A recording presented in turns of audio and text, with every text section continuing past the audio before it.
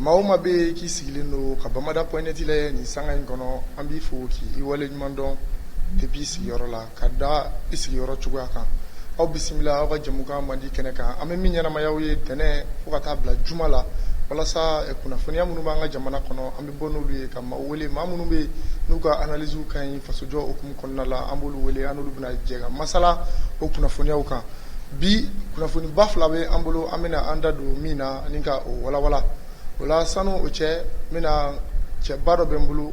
ale n'ale bɛna jɛ ka masala bi kunnafoniya in kan ni ale tɔgɔ ye Pape Diallo yɛrɛwolo debout sur le rempart membre do maa minnu bɛ ni olu ye Faransi gɛn n'u ka kɛlɛ ɲɛsinna Faransi gɛnni ma n'u ka kɛlɛ ɲɛna u bolo ni Faransi y'a ka kasa n'a ka sow kuru ka bɔ anw ka jamana kɔnɔ ni sanga in kɔnɔ n bɛna kɔrɔfɔ di a ma komi bamananw ko ten kuma man ɲi da kelen na walasa a ka folikan kɛrɛnkɛrɛnnen bila o la an bɛ sɔrɔ ka na sigi an ka babu ma Pape Diallo salamu aleykum. Walaikum salam wa rahmatullahi ta'ala wa barakatuh. Kɔri baasi t'i la. K'i fo k'i waleɲuman dɔn. Foli diyara n ye kosɛbɛ. K'a fɔ ko jo ye jama ma n'an filɛbaga bɛɛ ma. Ka cun ka sabati ka to a ma. Donc an y'an yɛrɛ sɔrɔ bi a ka studio kɔnɔ n'o ye Bamada ye. Bon a diyara n ye kosɛbɛ. An bɛ folikan lase an filɛbaga ni an lamɛnbaga bɛɛ ma. Kɔfɛ ka foli lase a ka studio baarayɔrɔ ɲɛmɔgɔ ma ni i yɛrɛ baaraɲɔgɔnmɔgɔ bɛɛ k'a fɔ halisa a bɛ ni fasojɔ baara mun na ala ka barikaba don a la an tora ni seli minnu na an bɛ dugawu kɛ bi maa o maa bɛ bi ko ye maliyɛn an bɛ dugawu kɛ halisa an haniya ka bonya ka ɲɛsin an ka jamana jɔli ma voilà donc an b'a fɔ bɛɛ na ani kuma ka daminɛ bɛɛ ka yafa ma ne yɛrɛ fana yafara bɛɛ ma donc ala ka kuma bɔ an da bi kuma min b'a to ni jamana in bɛ se ka bɔ ni degunba in kɔnɔ k'i ɲɛsin hɛrɛ ma walasa a nafa ka se ka se jamanaden bɛɛ kelen-kelenna ma voilà donc k'i fo ka bɛn n'o kuma ye merci. D'accord Pape merci beaucoup n yɛrɛ b'i fo k'i waleɲuman dɔn n ka wele mana s'i ma kuma o kuma i bɛna an sɔrɔ an ka plateau sanuma in kan an b'i fo kosɛbɛ o la an tɛ sɛgɛn. D'accord an filɛlibagaw bi an ka babu ale bɛna boli babu belebeleba fila kan ni o bɛna tali kɛ an b'a ye k'a fɔ an ka jamana ɲɛmaaw u ni CEDEAO tun bɛ ɲɔgɔn sama-sama la fɛn dɔ nɔfɛ n'o ye chronogramme ye an b'a ye a ma mɛn a tɛ dɔgɔkun fila ɲɛnama bɔ kosɛbɛ an ka jamana ɲɛmaaw ye chronogramme présenté devant la CEDEAO walasa don n'a nataw la an ka jamana kalafili cogoyaw bɛna boli sira minnu kan ka se k'o cogoya dɔn. O la o tɛmɛnen kɔfɛ babu filanan ale bɛna tali kɛ an b'a ye k'a fɔ an ka jamana ɲɛmaa ni o ye Asimi Goyita ye ale tun ye fɛɛrɛ dɔ bila sen kan ni o fɛɛrɛ ni o bɛna tali kɛ ni ka an ka sariya sunba ni ka kura sɛbɛn a la ni o maaw yɛrɛ minnu bɛna sigi ni ka o kɔrɔfɔw da o ɲɛkɔrɔ ni ka a ko boson olu yɛrɛ tɔgɔw bɔra ka ban ni a baaraw yɛrɛ bɛ sen na an bɛ waati min na ko sisan an bɛna an da don nin babu belebeleba fila in de la ni ka a walawala o la an b'a ɲini aw fɛ hali bi a ka partage kosɛbɛ ka d'a kan Pape Diallo a ka analysew ka ɲi bɛɛ lajɛlen b'ale ka kɔrɔfɔw dɔn kuma t'a da jeni kɛrɛnkɛrɛnnenya la n b'a fɔ ten d'accord Pape Diallo ɲɔni an kana don an ka babu ninnu kɔnɔ ɲininkali personnel dɔw bɛ yen n bɛna minnu tɛnku i la ɲɔni an ka se ɲininkali personnel yɛrɛ fana ma ko dɔ kɛra an ka jamana kɔnɔ kunun ni a kunnafoniw carila k'a ye k'a fɔ ko an ka aéroport ba n'o y'an ka pankuru jigi kɛnɛ ye k'a ye k'a fɔ ko finitigilaka dunan finitigilaka dɔw nana cun anw ka jamana kɔnɔ ni o bɛ tali kɛ maa 40 ani maa 9 ko a yira k'a fɔ ko maramafɛn juguw tun b'u bolo ko wa k'u bɔyɔrɔ ko o tun ye Côte d'Ivoire ye yala Pape Diallo ni kunnafoni min bɔra yala i bɛ se ka dakuru ɲɛ fila jumɛn b'i bolo ka fɔ o kan. Donc k'i fo merci i ɲininkali na a diyara n ye ka d'a kan nin ye ko kelen de an ka jamana kɔnɔna na fɛn min ni jatigɛli bɛ bɛn ka d'a kan an b'a fɔ fɛn ma ko terrorisme o ye jatigɛ kɛkojugu ye a masibamayɔrɔ o de terrorisme ye an y'a ye min kɛra kunun a kɛra sababu ye ka maliyɛnw caman de jawuli ka maliyɛn caman de jatigɛ an dun y'a ye nin ko in ni sababu bɔra min na o ye MINUSMA de an ye MINUSMA bɔra min na n'o ye ONU ye u bɛ mission minnu ci duguw kɔnɔna na surtout farafin duguw kɔnɔna na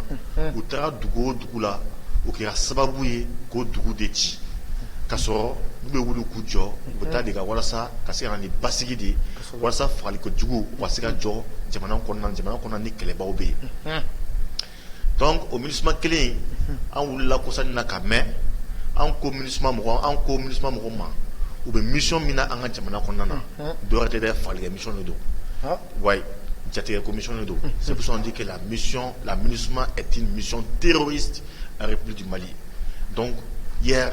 le peuple malien était terrorisé par la présence imprévue, l'agression de 49 hommes armés et on ne sait pas pourquoi. Bamanangana moko binani ani kononton ma fait jugubu bolo ka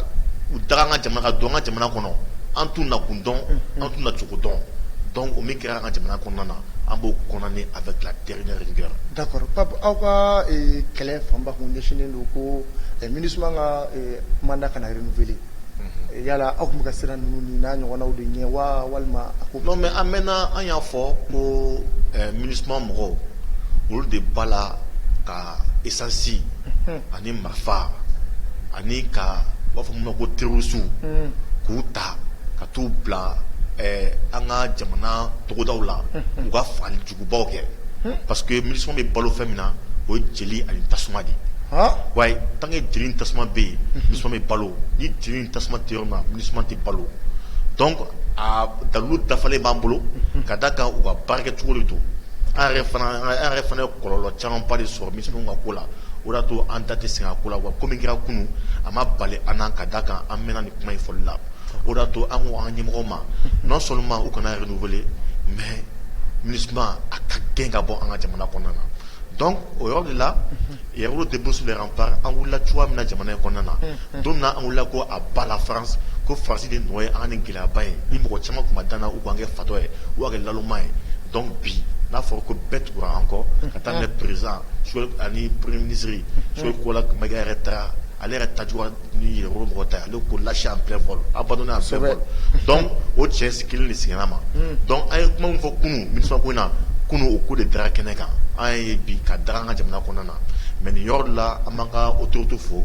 vraiment u ka cɛfarinya la parce que u nana ka bi an ka sɔrɔsiw ka wuli k'u jɔ ka t'u lamini ka t'u jɔ ko bɔ a tɛ tɛmɛ k'u bɛ taa k'u fili olu kɔnɔ ka tila ka t'u bila k'u t'u daga yɔrɔ la k'u sécuriser k'u bila yen donc an b'u fo k'a fɔ ko kunu an ka kunu armée ale bi armée tɛ kelen ye bi armée ka fisa ni kunu armée. D'accord merci beaucoup Pape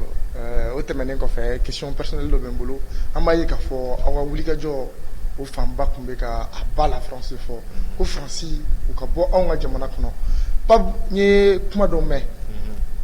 tiɲɛ yɛrɛ la n t'a dɔn ne a jaabi b'i bolo n ka plateau kan bi a ye fɔra an ɲɛna k'a fɔ ko i tun bɛ baara dɔ la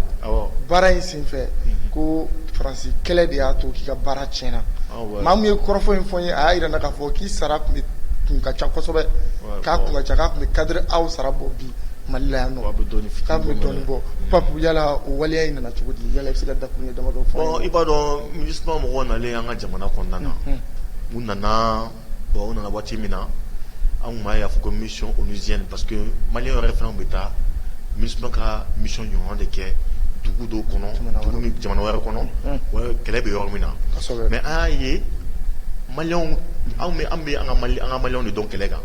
mais u kun na ni jaabi min ye diɲɛ kɔnɔ a yirala k'a fɔ ko an ka sɔrɔsiw tun bɛ kɛlɛ kɛ a ɲɛ kan wa u tun bɛ taa yɔrɔ min na fana kɛlɛ tun bɛ basigi yan tɔgɔ ni yɔrɔ min kafar'u ma torofɛn ni fɛn tun bɛ d'u ma donc an tun y'a ye k'a fɔ ko ministre bɛ se ka kɛ fɛn ɲɛnama ye o waati kɔnɔ donc o waati kɔnɔna de la bon kelen fila kɔnɔ ne yɛrɛ sɔrɔ ministre kɔnɔ baara la mais ne taalen baara la kɔnɔna na bon an ka jamana kɔnɔna na Faransi bɛ ka binganni k'an kan donc ne bɛ n ka baara la ministre kɔnɔ mais Faransi bɛ kojugu min fana ka jamana kɔnɔ n bɛ k'o fana dénoncer n ye to de la sisan ɲɛ b'a la n ko Faransi kelen tɛ ja ministre bɛ ka kɛ briefing de Faransi ma ani n'u ka hakɛ to n'u ka système ninnu jateminɛ n'a ye ko nin ko in tɛ ko ye donc ni marché bɛ kɛ ne bɛ bɔ ne b'a fɔ bien ko a ba la France a ba la ministre non mais an ka faso ko de don ne fana bɛ bɔ ne bɛ taa fɔ bon o kɔnɔna de la ko dɔ kɛra n tɛ se ka da o yɔrɔ la mais ne bɔra kalama k'a fɔ ko depuis 2017 u bɛ enquête la ne kan oui parce que ne ka 2012 waati min na aya ninnu ye fanga ta ni Blaise Compaoré n'a ka mɔgɔ sidaw mɔgɔ ninnu na k'u minnu danga jamana kɔnɔna na ne ni n ka cɛdenw an taara aéroport kɔnɔna na ka taa aéroport de minɛ donc o photo bi tun bɛ 2012 ne taara sɔrɔ 2017 u b'u bolo u bɛ ka nin analyser donc depuis o waati la ne y'a faamuya k'a fɔ ko ne tɛ u ka mɔgɔ dɔ ye quoi Donc en million pour en chubra d'amado, en million au système fakalama. Donc vous t'as la nemetala. Donc où tu là, n'est qu'un contrat nana, mais comme vous savez, moi je suis en contrat tiens tu, ou à faire un bâti de l'ébé, contrat y en a pour fin payer en a pour, ou un contrat, ou un bâti de bloqué droit à pana. Donc prévoutez qu'à faut qu'on est gay. Donc mais alors qu'on est gay là. Donc est-ce qu'il y a famille? C'est pour te dire que Misma Mobet Chénique, mais vous avez facile. C'est pour ça qu'on est boudon. Donc, auto encore, fallait du faible, en a jamana konana, Misma Rido. Au pas du badou là, t'es moussoté, Misma do, parce que Misma farci bi à pékele. Ou là, toi, ma foko à bala Misma. Donc, Mimi Viena, quand vous connaissez un bolé, ni sanglé te barala. Mais, ni RMI sur quand on peut en coco. Donc, ni sanglé de tasser ça, qu'à boire gay, parce que bonne mon femme Misma mon bleu. Donc voilà, donc en 2019, moi je crois, dans 2019, un stratégie en place, 2020, 2021, Francine Bois, on vous fera un attendu. Donc il y a une action maker, au polo comme on a conjugué, mais où il y en a mis quoi, ou bien en façon de connaître, ou bien en effet, ou bien en fin, ou bien non dit, mais en façon de malier. Donc il y a que les bons neurones ou quoi, ou polo nous en gamme, comment on sait comment on doit voilà. D'accord. Merci beaucoup, Pape. Ni mi fo ministre Mankola, Kaye Kafoke, Ref Barala, ou Bouayorola, Monsieur Kafongo, Ayame, Atombala Jada. Ola, Otemene Kofe, Pape Amenadou, et Anga Babula, ni Babu Folo, ni Obnatalike, chronogramme. Chronogramme ni Anga Jamana Nyama, Uyabo, Uyairana Kafo, Ko Anga Jamana bi Watimina no Franche Fang, Ko Ata Kumita Che, et San Bafla, Animwa, Aninani, ni Abidam, Marci Nada. Ni akumidam ne marsi temelina katabla ola ambaye ka fo be sanfla jatima jati en kono la yala am fe ka don yo chronogramme mu ke akan pap yere wolo debout les rappels awa vision mi chronogramme kan folo. D'abord vraiment oui quand autour tout faut qu'on se bat qu'il faut au cas professionnalisme na para konana d'accord kayira ka foko Tonya Bembi, anga jamana kono, kayera foko ambesi anga jamana jo, kasoro amata a donya yini yo. Beba don jamana yin bina kila ba kono. Kasobe. Ambe ambargo ko. Meningani yo jabi am kadi nga fitini fo ambargo ko inga. Problème ta la. Malien ambe nga se afam. Parce que ambe jamana min konnana ni aslame ka cha kosobe. Am sa fo ko ne jamana do parce que islam be sun chugumna chrétien be sun to chugala donc ame jamana mi kono ame sun ko don quoi ba famia donc embargo be chugamina sun fana be teni le fait ko misel di mo ko afam d'accord adamade ni suna abe digi ifagolo la abse kungundi mbimne kilani mbimne minogon mbimne abe digi kan be ja to mekika mais au sun kelin abe barati di ma wo folo flana abiga bana were fana foage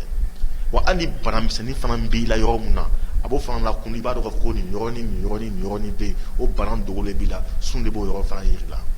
donc embargo fana be o jogo kele la o dato embargo sigile anku muna sigi anku wa sigi ni hanyamie u boloko ante oronye ante dame mai amina anga oria onanga dambe ko blaka kulo ko de ba ona ha wa klibo wala fo malente oui malenga dambe anga oria o ko abo abolo ni kongo donc ayo kongo mi ka dambe ta ka oria ta o ka sababu ye ka demu ne ke olukun folo flana mi akira sababu ye amunu be anga jamana kono ay ga fo ja seko ani donko chama de be anga jamana kono ni aya yeshu make anga jamana ya be ja ka teme uluga jamana ya fana ka d'accord antla ka bo kanama ko ja yere jamu u yere fana fe yere la mu fe ja o tali chama ba sababu bo jamana ni kono na a yere la ka fo tukuni ko jaga jagwate anga yeshi jamana be ma ɲɔgɔn fɛ an bɛ se ka bolo di ɲɔgɔn ma kɛ anw ni jamana kelen-kelenna ɲɔgɔn cɛ o y'a to bolo di ɲɔgɔn ma o donna ni ani jamana ni ɲɔgɔn cɛ n'o y'an dɔ ye n'o ye Guinée ni Sékou Touré ko ko deux poumons dans un même corps donc o yɛrɛla kɛnɛ kan bi k'a fɔ ko CEDEAO e bɛ Faransi bolo dɛ mais Guinée ni Mali olu bɛ ɲɔgɔn bolo olu tɛ jɔnmaya la tu fana an ye mun yɛrɛ tuguni Mauritanie fana ye a bolo di anw ma donc o kɔrɔ ye mun ye anaso ni ayera jengo ka foni Francisco mi ko farafi jamana fana be tu oko na ayera la ka foko okuma inte tie farafi jamana do ni o nyembo jugu so o nyembo jugu pesika jamana kodo jamana do ma mais no nyembo nyuma so olu be se ku ka bro nyoma ka demedo nyoma donc un exemple de Guinée un exemple de Mauritanie entre la ka muye de fait que bakira malima aya ye jamana do mu be wala fo jamana do ana so wa président otra jamana kon anga mali contrôle mais jamana do la katama kabuka dula kanu bro di manika foko bi ambe kilami kono o banko o trem on a am yomblo esa ambiga aybiga sramita no e dambe sere no oran sere o kumana ko lini ambe yomblo o kuka o bola ko fe ayi tuni Guinée fana jamana do fana o fana wulla ka foko ani olu begele anga digu mana no RM fana so on en fana ba atla yomblo amadu yomblo donc o tramana fana kana donc o la o wa yara foko jamana de farafina jamande fenbe amanga foli ka nyeshi ubema ka foko fem misiki bigare sabu ka jamana farafina yare bo di kogelen ngonna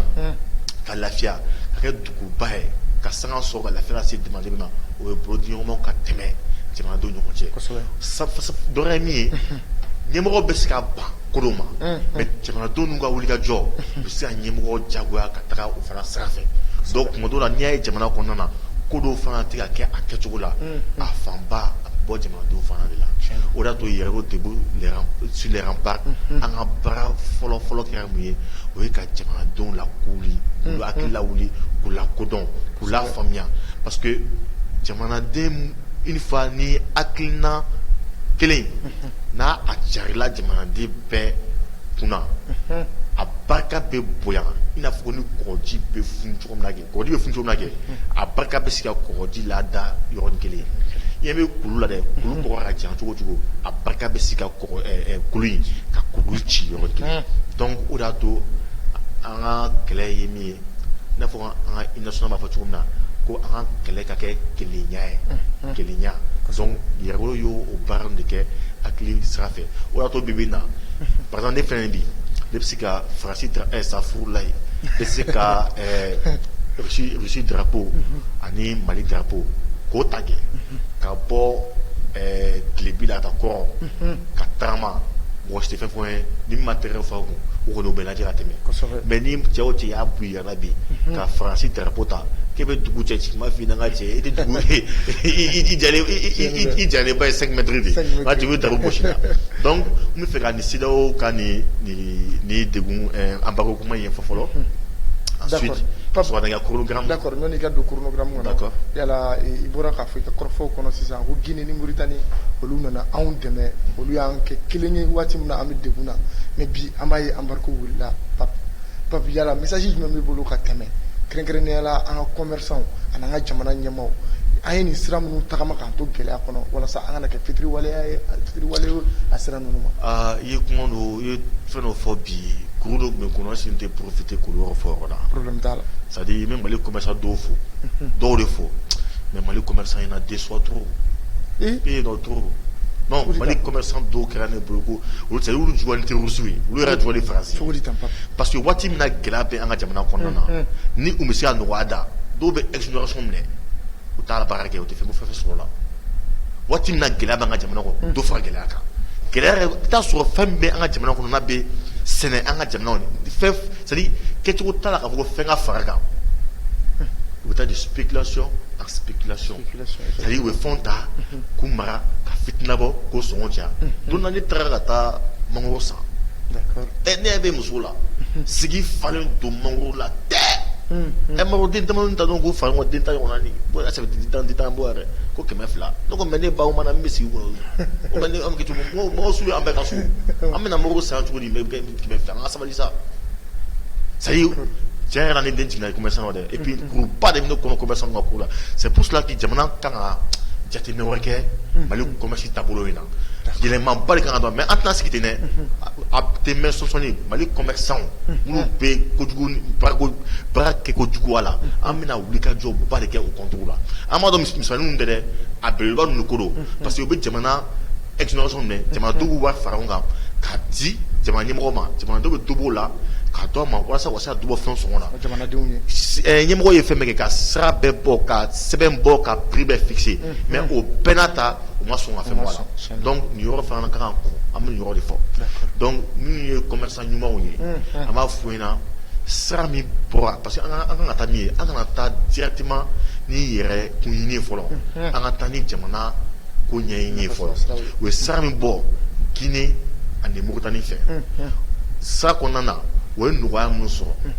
parce que il faut pas que wa k'u fana bɛ gɛlɛya fana lase u yɛrɛ ma donc u k'u banban o sira ninnu kan halisa ko bɛ se ka nɔgɔya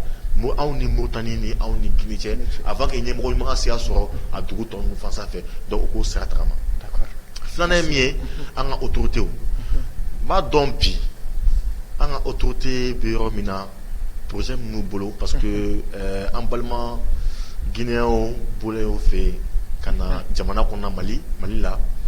an y'a ye k'a fɔ ko hakili la san 1994 sariya dɔ kun taara Mali ni Guinée ni ɲɔgɔn cɛ ka yira k'a fɔ ko Guinéens bɛ se ka kɛ député ye Mali kɔnɔ Maliens bɛ se ka kɛ député ye Guinée Guinéens bɛ se ka kɛ maire ye Mali kɔnɔ Maliens bɛ se ka kɛ maire ye Guinée donc o sara minnu bɛ yen an b'a fɛ an ka ɲɛmɔgɔ ka ba de don ni sariya ninnu na quoi c'est à dire k'a lajɛ institution fan fɛ Mali yɛrɛ ni Guinée bɛ se ka projet monter cogo di kosɛbɛ a kɛ jamana kelen yɛrɛ donc an ka daminɛ Mali ni Guinée na maintenant a tɔ dɔɔni o y'a sɔrɔ Alassane Dramane Ouattara ale chutera ale chutera o y'a sɔrɔ Niger fana Bazoum ale fana sautera Macky Sall fana sautera c'est à dire k'u sauter ka bɔ yen o y'a sɔrɔ ka président ɲɛnamaw sigi farafinna ka kɛ jamana ɲumanba kelen donc an b'o sara tagamali de la voilà donc an b'a fɔ an ka autorité na an dalen b'o la k'a fɔ ko parce que bi n'i ye Choguel ka discours lamɛn n'i ye Assimi ka discours lamɛn n'i ye an ka patron de la diplomatie Abdoulaye Diop ka discours lamɛn i b'a ye k'a fɔ u b'a fɔ fɛn ma ko panafricanisme ni o ye ka farafinna ka bolodiyɔrɔma don ba la an b'a ye k'a fɔ ko o b'a cɛman yɛrɛ de bon kumakan ninnu panafricanisme b'a bɛɛ kɔnɔna na donc an tigɛlen t'u la bon an fana ka dɛmɛ fana b'o kɔ an b'a ɲini maliyɛn bɛɛ fɛ an k'u jɔyɔrɔma tintin ni sira tilennen de kan. D'accord, merci beaucoup Pape. Voilà, maintenant an bɛ segin ka na an ka ɲininkali la ni o ye chronogramme ko ye yala aw hakilina ye mun ye chronogramme bɔra an ka jamana ɲɛmaaw fɛ. D'abord chronogramme ye min ye fɔlɔ c'est que an ka ɲɛmɔgɔw y'a yira CEDEAO ni Faransi la ko n'u ye wɔlɔ min dun an ka ɲɛmɔgɔ y'o fa n'o mɔkɛ n'o buruju bɛɛ de dun kosɛbɛ o fɔlɔ ye filanan ka yiru la ko kunun ani bi tɛ kelen ko Bɔga fanga ani ATT ka fanga ala ka ɲin'u bɛɛ la ani don in tɔgɔ bɔ kɔnɔ Alifa Umaru ka fanga ko ni ninnu ka fanga tɛ kelen dɛ jɔnmaya fanga tɛ yen dɛ bi bi in na an ka masaya dafalen de bɛ an bolo o de y'a to CEDEAO mɔgɔw ko k'u tɛ embargo wuli tant que an ka mɔgɔw ma kalo 16 fɔ walima kalo 18 an ka mɔgɔw ko kalo 24 k'o to o pɛntɛ fɔli la dɔrɔn Assimi ye décret bɔ dɔrɔn k'a signé ko kalo 24 a b'a ta so an ka embargo a kana wuli yɛrɛ donc olu de y'u plié ka to an ta la maintenant u ko k'an ka chronogramme de bɔ sisan o tɛ k'an tester yan ka n'a sɔrɔ n'an bɛ se baara la n'an tɛ se baara la Assimi ninnu ka cɛdenw cɛ min bɛ Abdoulaye Maïga n'ale Kolonel Abdoulaye Maïga n'ale ministre ko ninnu bɛɛ est ce que ninnu tɛ 15 ni 14 de mois de sɔrɔ o to place ninnu kɔnɔna na c'est à dire mɔgɔw t'u dɔn quoi mais i b'u ta k'u négliger ja Maliyɛn telen a to an ko Mali seko n'a dɔnko an ka ɲɛsin a ma sa Abdoulaye Maïga Kolonel Abdoulaye Maïga chronogramme bɔ en moins de 2 semaines a dafalen a bɔ hali a virgule mɔgɔ fɛn fɛn hali o ma min fɔ a bɛɛ k'a la hali président kan ka sigi don min na restable a bɛɛ l'élaboration constitution ta l'élaboration d'une nouvelle constitution n'o ye sariya sunba ye lakɔrɔbali o fɔlɔ a y'o bɔ o chronogramme bɔra maire kan ka sigi a y'o bɔ député kan ka sigi a y'o bɔ président yɛrɛ kan ka sigi a y'o fana bɔ a y'a bɛɛ ta fɛnɛ bɔ ka da donc a ye CEDEAO ni Faransi kɔ da dɛnɛn na de donc Mali y'u kɔ de da dɛnɛn na kɛcogo wɛrɛ tun t'a la donc diyagoya u bɛ embargo wuli mais dɔ wɛrɛ tun bɛ yen dɛ o embargo min sigi an kun ja a kɔlɔlɔ de wolo kun o de y'a to fɔrɔɲasi bɛ ninnu bɛɛ ka discours nɔ cɛ kelen kuma ta a ko k'an ka jateminɛ kɛ dɛ ko embargo an ka lajɛ ka wuli walasa CEDEAO yɛrɛ kɔnɔna ka se ka lafiya parce que CEDEAO sigira kun min na o ye walasa sɔrɔ ka se ka yiriwa farafinna jamana minnu bɛ CEDEAO kɔnɔ walasa jamanadenw minnu bɛ CEDEAO kɔnɔna na olu ka se ka yala dugu kɔnɔna na ka sɔrɔ gɛlɛya ma kɛ u yɛrɛ tɔgɔ ɲɔgɔn cɛ mais embargo ko nalen sisan Mali bɛ cɛmancɛ la cette frontière a bɛ don de ka bɔ Mali kɔnɔ na n'a y'o datugu jamanadenw bɛ yala cogo di yala bɛ gɛlɛya sɔrɔ kan ka don ka bɔ yala ka yala fan bɛɛ fɛ sɔrɔ bɛ don o cogo di o bɛ gɛlɛya donc o gɛlɛya bɛ daminɛ parce que Mali filɛ nin ye Mali bɛ consommation de kɛ kosɛbɛ Mali ka fɛn caman fanba bɛ bɔ kɔfɛ de donc u bɛ don ni minɛnw ye an bɛ wari de d'u ma donc o wari min bɛ d'u ma o de b'a to fana olu bɛ baara kɛ donc ni olu ma minɛnw ladon u t'an ka wari sɔrɔ dɛ parce que an bɛ sanu ninnu fɛnw feere o wari ninnu an b'olu de kɛ an b'olu de d'olu ma donc olu fana an bɛ o sigilen kɛ u ka malo tɛ don an yɛrɛ b'an ka malo sɛnɛ an fɛ an yɛrɛ b'an ka malo dun an fɛ yan parce que a bɛɛ tun b'an fɛ o donc an bɛ dɔ sɔrɔ Guinée an bɛ dɔ sɔrɔ Mauritanie donc olu dugu tɔw fɛ kɛ u tun tɛ wari sɔrɔ donc u ka jiginɛ kɛ o de tun banna e ma ye marché tun bɛ se ka wuli hali Gana Gana wulila k'u jɔ ko cɛ ko fɛnw da gɛlɛyara Ivoirien wulila ko fɛnw da gɛlɛyara Wolofaw wulila ko fɛnw da gɛlɛyara wa cɛ min bɛ Senko ye a wulila tora ni barama ninnu ni fɛn kuru ninnu ye ka fan bɛɛ kungo parce que fɛn tɛ minɛn kɔnɔ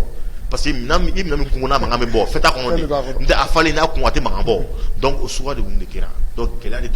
gɛlɛya min dir'u ma dɛ ils ont été obligés k'o fara sigi na Makɔrɔ Baba parce que u faniw ba de Makɔrɔ ye donc Baba Makɔrɔ cɛ min b'an kunna bi vraiment cɛ an lajɛ sɛgɛn b'an na dɛ bon an yɛrɛ argument t'an bolo tuguni ka Mali coincé Assimi Goïta n'an ka cidenw cɛ kɛcogo t'a la dɛ bon kɔngɔ fana banna a lajɛ an ka nin embargo wuli mais an m'a fɔ ko Assimi kana sigi donc Makɔrɔ kuma Assimi commandé e ye bon Assimi ye jɔfalen ye bon e fɛnɛ mɔgɔ tɛ si dɔn donc a tɛ fɛn suguya kelen donc sisan an b'a dɔn a tɛna bɛn fo ka diɲɛ wuli donc comme Assimi tɛna bɛn an b'a lajɛ an bɛ ko bɛɛ kɛ k'a fɔ ko Assimi kana sigi kuma bɛɛ filɛ nin d'accord Pape o tɛmɛnen kɔfɛ n bɛ fɛ k'a dɔn yala kalo 24 min fɔra ko kalataw bɛna organiser ka bɛn o ma yala Pape a b'a bɔ wa wagati b'an bɔ wa a b'a bɔ wagati b'an bɔ non hali a b'a bɔ hali kalo 3 a b'a bɔ an bɛ nin bɛɛ kɛ un coup non one time un coup d'accord mais an m'a ye k'a fɔ lakana ko non lakana ko c'est-à-dire mɔgɔ Marikala zone binanjalen don koyi fila tɛ kelen don Faransi MINUSMA ni Faransi taara sisan o Faransi de bɛ nafolo marifa ani jɔyɔrɔ an ka kanw bɛ kɛ yɔrɔ min na ka terroriste de bilasira u ka taa an ka mɔgɔw attaquer o de don n'a taara sisan ninnu tɔw bɛ sɔn mun kɛ an m'a ye tan ka sɔrɔsiw kɛcogo la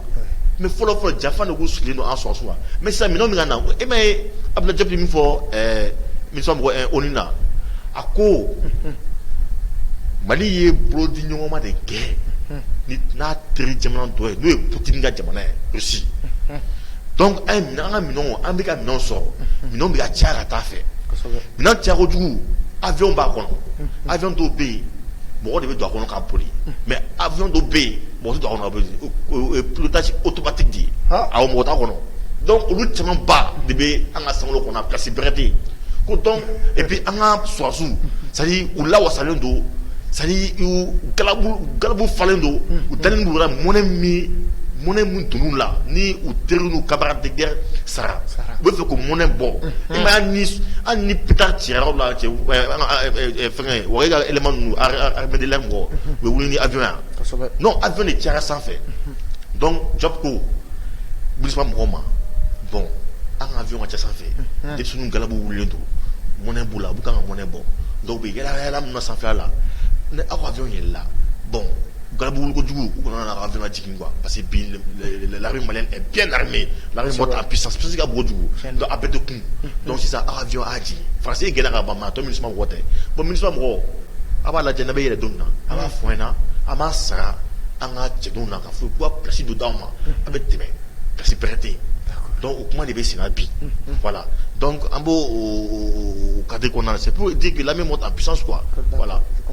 D'accord, merci bien Pape i ka ni walawalali ninnu na i ka kɔrɔfɔ kɔnɔ i ye an ka jamana ɲɛmɔgɔw ka panafricanisme y'a jira effectivement c'est vrai parce que an b'a ye k'a fɔ malgré que nin embargo in tun b'anw da la seli sera an ka jamana ɲɛmaaw ye sagala bɔ ka di jamanaw ma jamana minnu tun bɛ ka plaider ko sanction ka bin anw kan n'olu bɛ ka faransi ka fɛnkɛ labato d'accord an b'u fo an bɛ an ka jamana ɲɛmaaw fo hali bi ka foli kurakuraya o la Pape an bɛ don joona an ka babu filanan na. Voilà, mais n fɛn min fɔ o yɔrɔ la c'est que le peuple malien est un peuple compatissant. An de bɛ jeli to an na ka ɲɔgɔn di mɔgɔw ma. Kosɛbɛ. Jésus Christ b'o de fɔ ko ni mɔgɔ y'i tɛgɛ ci dɔ in kan k'i ka dɔ in di. Bon an y'o fana kɛ. An y'o fana kɛ. An n'a sɔrɔ kuma bɛɛ tɛ mais an y'o fana kɛ a yugu la. O ye tɛgɛ ci an dɔ fana parce que Mali de ye ɲɛmaa ye nin ko in na. An de kan ka an yɛrɛ di. Walasa farafinna ko wala parce que mɔgɔ min bɛ ɲɔgɔnmɛ lajɛ cɛ o tɛ se ka bagoroni ye badenni ye quoi. Donc an bɛ Mali ɲɛ bɛ farafinna ka fara ɲɔgɔn de la. Donc k'a fɔ ko an yɛrɛ dama farafinna ɲɔgɔn cɛ an ka bila ɲɔgɔn na ko dɔw la n'an t'o kɛ o y'a to an sagala bɔ ka d'u ma. D'accord. Voilà pour ka seli ka se ka diya u bolo. D'accord, merci beaucoup Pape. Voilà an bɛ an sen fa joona an bɛ don an ka babu filanan na ni ale bɛna tali kɛ kosɛbɛ an b'a ye k'a fɔ Asimi Goïta ale tun ye décret bɔ k'a jira k'a fɔ ko sariya sun kura ko o sɛbɛnniw bɛna daminɛ maa minnu kan ka baara yɛrɛ lawaleya o ye olu yɛrɛ tɔgɔw bɛɛ bɔ an bɛ waati min na ko sisan baara bɛ sen na mais Pape n bɛ fɛ ka mun dɔn fɔlɔ yala an bɛ waati min na ni o ye furancɛ fanga waati ye o furancɛ fanga in kɔnɔ yala transition comment dirais-je constitution kura sɛbɛnni a nafa ka bon wa walima a bɛ se ka to kɔfɛ la. A nafa ka bon kojugu ka d'a kan constitution min tun bɛ an bolo 92 kɔnɔna na a dilanna parce que i bɛ maître Tapo Dungu ni ɲɛmaa dɔw bɛ yen u taara ka taga ɲɛmɔgɔ minnu tun bɛ yen minnu kan ka constitution dilan ka bɛn ni jamana ka ɲɛnamaya yɛrɛ yɛrɛ ye u taara ka taa kumajugu don tulo kɔnɔ k'u nɛgɛ donc fɛn min ka fisa constitution kɔnɔ min bɛ se ka maliyɛnw fara ɲɔgɔn kan u y'o bɔ a la donc o kɛra sababu ye o kɛra sababu ye ka constitution dɔ d'an ma min bɛ maliyɛnw fara ka bɔ a la min bɛ maliyɛnw sen bɔ jamana yɛrɛ jɔliko la min bɛ fanga bɔ jamanadenw na k'a di mɔgɔ damadɔni ma dɔrɔn olu k'u sago kɛ jamana na o de y'a to i b'a ye depuis 92 fo bi régime fɛn fɛn nana a bɛɛ kɛra kilanw de ye Tapo ninnu de y'o baara kɛ o y'a to an ko Tapo ninnu tɛ fɛn dɔn. C'est-à-dire on tɛ fɛn dɔn c'est-à-dire ala u formatera de pour ka se k'o jamana de ci. D'accord, mais a fɔra ko an ka constitution ye français constitution. Mais Tapo yɛrɛ tɛ waso kuma bɛɛ yan ko barreau français a c'est français barreau français de don a bɛ miiri n'o français bɛ miiri cogo min na donc ale bolo o de don cogo min don ma nɔgɔ quoi c'est-à-dire an bɛ diɲɛ kɔnɔ mais olu bɛ dɔ wɛrɛ de kɔnɔ ma faamuya donc an tɛ mɛn olu ka kuma kunna quoi donc c'était pour dire que la constitution min tun b'o waati la o ni an ka jamana réalité tɛ kelen ye maliyɛn bɛɛ kuruta kelen i bɛ k'a la ala ka hinɛ la maliyɛn bɛɛ ye fɛn min fɔ ko nɔgɔ t'a la Assis fɛn kɛra ko cɛ n'an b'an ka constitution sigi an ka sigi ni an ka jamana yɛrɛ fana réalité ye an kana sɔn fɛn ka bɔ kɔfɛ ka na o imposer an da la parce que olu ka jamana sigi cogo a n'a tabiya o ni an ta tɛ kelen ni na k'i bɛ o dɔn an kɛ a tɛna bɛn bɛɛ ka fini kala ka bɛn i farikolo ma donc an ka taa n'o samara de bɛ tigɛ ka bɛn sen ma ka bɛn sen ma donc o de y'a to o yɔrɔ la bi ne bɛ Cheikh Umar Sissoco n b'a fo kosɛbɛ parce que waati min na n y'a mɛn ko M5 Cheikh Umar Sissoco ninnu dɛ ani cɛmɔgɔ Mayiga cɛkɔrɔbaw u y'u bolo di ɲɔgɔn ma ka tɔn sigi ko EMK an yɛrɛ fana tun b'o EMK sigi kɔnɔna na u n'an bɛɛ y'a sigi ɲɔgɔn fɛ mais an ka cɛkɔrɔbaw tun bɛ ɲɛfɛ u ka baara kɔnɔna na avant que IBK ka bin u ko il faut aller à la 4e république donc i bɛ taa 4e république c'est-à-dire jamana kura donc i bɛ taa Mali kura min na sisan fo ka taa ni sɛbɛn kura sisan sɛbɛn min bɛ an bolo o sɛbɛn man ɲi donc sigi ka kɛ sɛbɛn kan donc an ka taa transition na transition ka kɛ maintenant pour que an ka taa république kura la donc o la fo sariya sunba in kɛ fo o de ka yɛlɛma k'a yɛlɛma a ka se ka bɛn ni an ka jamana lahalaw ye donc ça veut dire que il était nécessaire a ɲɛci tun bɛ yen ka sariya sunba in ka yɛlɛma ni sariya sunba in ma yɛlɛma baara ma kɛ. D'accord, i bɔra ka Tapo maître Tapo tɔgɔ fɔ sariya dɔnna don kosɛbɛ a bɔra ka kuma nin kɔrɔfɔ in na a y'a jira k'a fɔ ko an bɛ waati min ko sisan ko constitution kura sɛbɛnni tun tɛ k'a nafa man bon nin waati in na yala e bɛ se ka mun fɔ. Voilà donc n'an ka fɛn lajɛ fɔlɔ sariya dɔnna ko kuma tɛ yen dɛ sariya dɔnna tɛ yen i tɛ se ka sariya dɔn ka tɛmɛ minnu y'a laɲini kan jɔn bɛ sariya laɲini. ni sariya la ye olu b'a fɔ depuis dɔ in na an b'a fɛ ni sariya ka kɛ an ka jamana anw kan donc tapu ninnu ye avocat de hali ni i fa ni ba faga ka dan ni ko ni wari di tapu ma a k'a fɔ ko k'i m'a kɛ tapu bɛ taa fɔ ko kama k'i b'a kɛ o de tapu ka baara avocat donc ani sariya donna ça fait deux voilà donc an b'o rectifier tapu tɛ fɛn dɔn. D'accord. Mais à gogo et à compter ni wakati na. Mais à compter parce que tapo yi ta soro de sia souvent mi mai mi jamana ci. Ça y jamana chili olu bu ta soro de kono. Donc jamana joli olu ta soro kono. O be nya jogodi. A mai ale ma c'est logique. A tsa nya ale ma. D'accord. A tsa ma kan o ma parce que mi kan ne ma o mai ale ma. Mi kan ale ma o mai ama. C'est pour ça jamana konna na jamana de ɲuman be mi mando ye ko jamana de ɲuman be jamana de jugu be bon jamana de ɲuman ani jamana de jugu olu tɛ se ka bɛn fo ka diɲɛ wuli o tɛ se ka kɛ o donc o logique de don donc n'ale ko sariya sunba man kan tɛ yɛlɛma o pɔtiti b'a kɛ parce que a ka na de bɛ ka bɔn o dɔrɔn de don donc u bɛ na mɔgɔ fila saba ne min bɛ tabu ka kuma depuis fɛn ɲuman bɔ minnu ko den dɔ bin bon finalement an b'o de mɛn ko tapu ko ma dɔn ko den dɔ binna cɛ dɔ wa cɛnin dɔ binna den dɔ kan wa mun de ko a kɛra a ka avocat ye k'a ko muso ko ni yɛlɛ ko denni kan ko est ce que a yɛlɛ ni samara sinna ko denni ko k'ale kun t'a kala ma mais bon kuma ni kun bɛ don c'est ni kuma miirisi ninnu wa mɔgɔ finalement o y'an blogu ni fɛn ninnu na ka tapage kɛ tapage ba ninnu fɛ cɛ ninnu bɛ yen foyi. Encore non, c'est des pipeaux. D'accord, merci beaucoup, Pape. Ika ni warawarali nuna. Pape, constitution kura sebeni okum kono yala message du même bolo kanyeshi anga jamana nyamoma. D'abord, oui, Tom Sigi, amé Tom Sigi fou. Bon, en tas de was qui n'est aklan chwa mouye, amaba bekalama, mais en bolo bi jamana konana. Il y a le débat sur les remparts. En cas la sécurité, on en sort au temps qu'on en a. Quand depuis Watidjan, on a eu un malien bel à Kafoko, Koutinabe, on a. J'ai mon qu'on en a. Quand on y est, en faisant un Koutinabe, c'est à la sortie à qu'on en a. Mais bon, comme on m'a dit, d'accord, que depuis qu'on a mis ça au rebord, on ça en faisant un Koutinabe,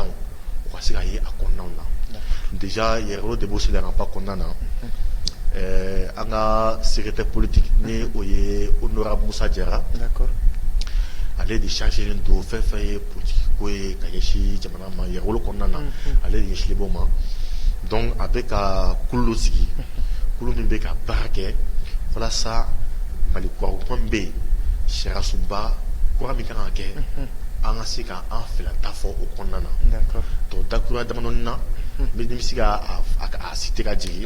pour que je puisse faire Fabien avant qu'il arrête là. Déjà, il y a un secrétaire général. Donc, il y a un secrétaire au moins, il y a un secrétaire qu'on a dit que je dois me donner mon mot à Néné. D'accord. Ni qu'on a fait, on imagine que ça, mais ni photo, ni film qu'on a fait. Donc, voilà, Baramusoka, photo, ni film, a sauté sur le Nakadja. Donc, un bon effort. D'abord, on y fait fort, ni parce que Assimi Goïta, présent, le colonel Assimi Goïta, il y a Iraka Foko, objectif premier, c'est à sécuriser Chouamina. Militairement, mais politiquement, et seulement c'est à sécuriser Chouamina. À Hanako Baoye. Il y a fait un boulot d'Awati Dora. Mais il y a pas là. En faisant un coin, quoi. En bas fait, commission capable de tout à coin. Nous en parce que en y a la baffe fait que le chef du village et le chef du quartier. En y a la baffe fait que l'ibita, il est table du fait. Fin pas de baisser à tout là. Mais du coup, talent jamana yɛrɛ ɲɛnamaya institutionnel kɔnɔna na donc il faut que dugutigi ninnu ka institutionnaliser de wa statut ka yɛlɛma ka jɔyɔrɔ d'u ma yɔrɔ min jamana yɛrɛ b'u lakodɔn k'u lakodɔn ka tila k'a lajɛ u k'u lakodɔn ka kɛ hakɛ min fana ma pour que u ka se k'u yɛrɛ sɔrɔ jamana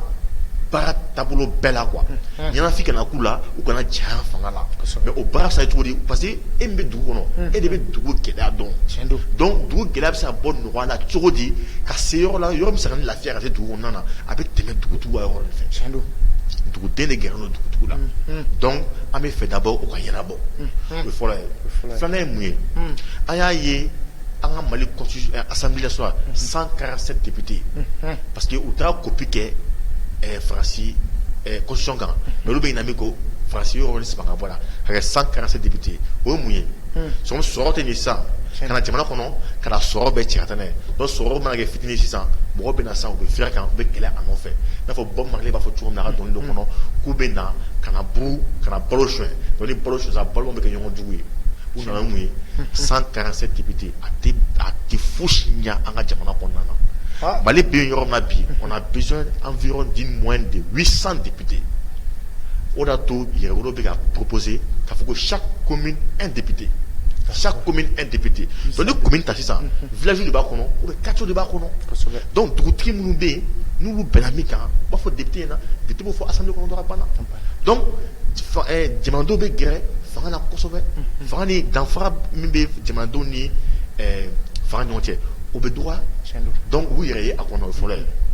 filanan ye min ye hali i b'a ye kɛlɛ minnu bɛ nord la nous bɛ accord kɔnɔna na parce que mɔgɔ caman tɛ accord kɔnɔ bɛ fɔ ko régionalisation ni fɛn ninnu fɛn mais au processus a ɲuman a bɛ se ka daminɛ nin bɛɛ mɔgɔw b'a fɔ ko non ko commune dɔ bɛ yen ko jama ma ca ko mɔgɔ saba de bɛ yen mais o mɔgɔ saba bɛ yen n'olu bɛ fa ta dun n'u ko mɔgɔ tɛ se yen nɔ mais olu fana jateminɛ dɔrɔn a ko a ta donc an ka bɔ c'est à dire députés ka ta pas sur la base de la démographie mais sur la base de la géographie et surtout au niveau jusqu'au niveau communal an ka taa ni o ye fɔlɔ et puis au fur et à mesure donc o y'o ye ensuite président ka fanga to ka bɔ président ka fanga la ani premier ministre ale ka fanga ka se ka bonya dɔɔni donc premier ministre ka se ka proposer assemblée fɛ non premier ministre mana proposer assemblée fɛ sisan fanga bɛ k'a la o donc il est le chef du gouvernement à ce moment et ni ala cɛ premier ministre ka sigi 800 personnes ka premier ministre sigi fanga b'a la dɛ a tɛ kɛ premier ministre kuntan ye dɛ ni nana i bɛ baara kɛ o donc o bɛ yen donc o fana o kuma bon o fana fɛnw fana fɛsɛfɛsɛli fana an bolo an b'a la k'o kumaw fana kɛ i b'a ye an ka constitution kɔnɔna na u b'a fɔ min ma ko au conseil des collectivités ani conseil économique social et culturel ninnu fila fɛnɛ kɛ wa ni fila bɛ ci ka bɔ yen ka fara ɲɔgɔn kan ka kɛ sénat ye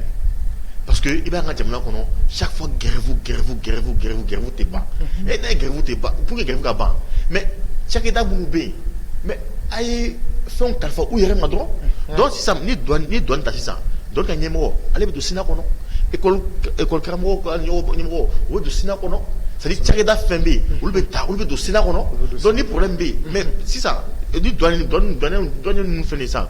u bɛ fɛ u ka douane ka se ka développer cogo min na mais u b'o o projet de loi kɛ dɔrɔn k'o di o sariya bɛ voter o nɔgɔya bɛ k'u ye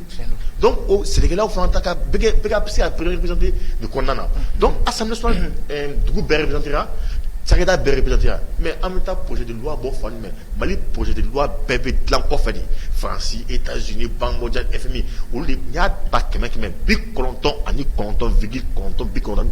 a bɛɛ bɛ bɔ kɔfɛ ka na de sariya bɛ bɔ an fɛ yan ka kɛ ko an ka voter an yɛrɛ a ka dɔgɔ kojugu n'i ye 100 ta a tɛ 1 bɔ mais n'a ye nin ta sisan i b'a ye sisan sariya min bɛ ta an ka jamana kɔnɔ a bɛ tali kɛ an yɛrɛ ka jamana kɔnɔ o bɛ caya ka tɛmɛ hali kɔfɛmɔgɔw kan donc o ye o institution ninnu fila cilen ye ensuite an b'a ye k'a fɔ ko par exemple ni président ministre ninnu filɛ nin ye n'u ye suɲɛniw ni fɛnw kɛ fo ka taa la haute cour de justice u ka taa juger assemblée biridi parata ni fɛn ka jan trop jamanaden bɛɛ kan ka sariya kɔnɔna na o haute cour de justice o bɛ ci n'o cira fanga ka don ko suprême na donc ni président i ye kojugu kɛ mais procureur général bɛ yen avocat général bɛ yen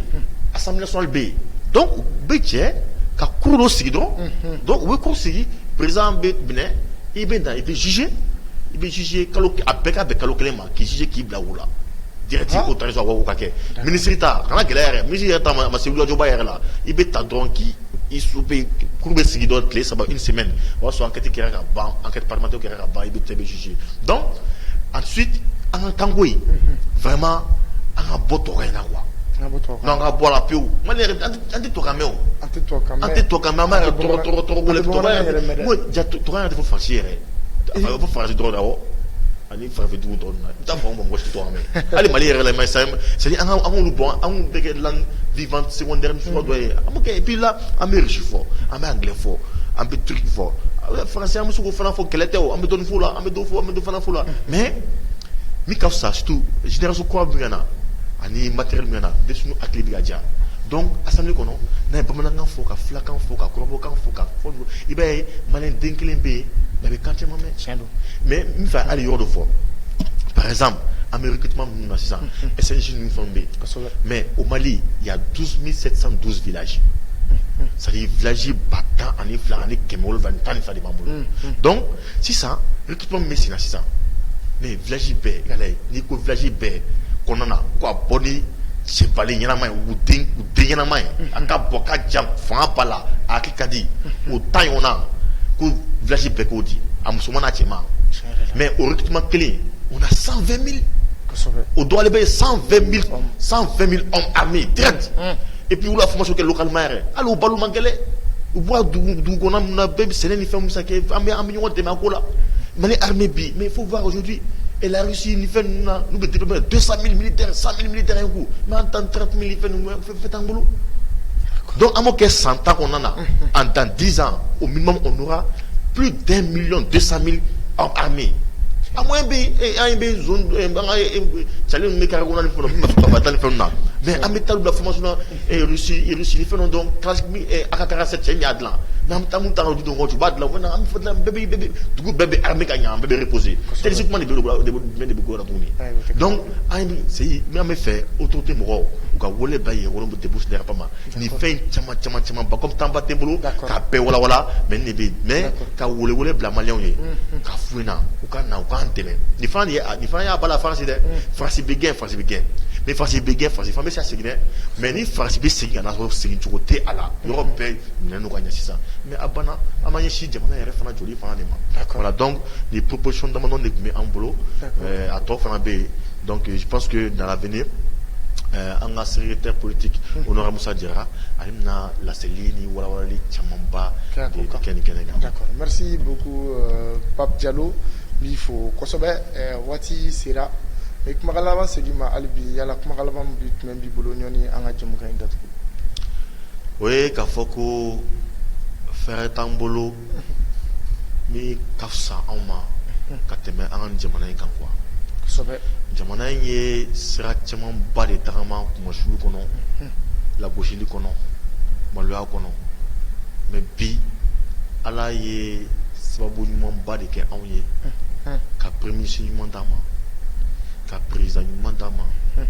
ka ministre de la défense dama ka assemblée nationale président dama ni mo drumu nana ay ali sécurité de Dakar mi kira kunu ka ni jo ni mo sun ko bemne donc ni sababu mam yake malion angam brodi ñoma kenya kono angam na ke kele faso joli ko ka ala ba to yana bo donc we ka wole bla